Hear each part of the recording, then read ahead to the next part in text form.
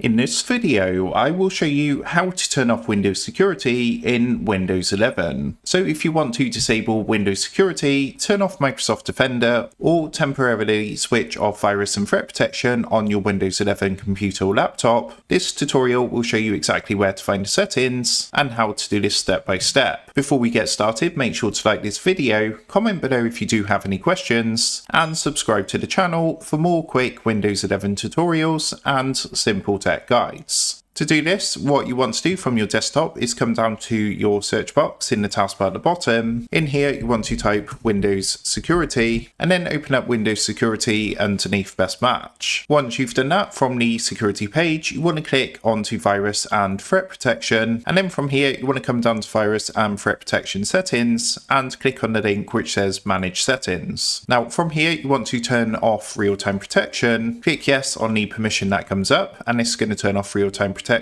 Also, if you want to completely turn off Windows security, you also want to turn off your firewall. So to do that, close this window down, come down to your search box, and in here type Defender Firewall. Open up the Windows Defender Firewall, which is going to come up underneath Best Match. And then from here, you want to come to the menu on the left hand side and click where it says Turn Windows Defender Firewall on or off. Now from here, you're going to see two sections, Private Network Settings and Public Network Settings. All you need to do is simply select Switch to turn off Windows Defender Firewall. You want to do this for both public and private network, and then click OK. So as you can see, Firewall has now been turned off along with our actual virus and threat protection. And all you need to do now is restart your PC to fully apply the changes. And that's how to turn off Windows security in Windows 11. So with that being said, I hope this quick tutorial did help you out today. And if this did help you out, I would really appreciate it if you was to consider dropping down below the video,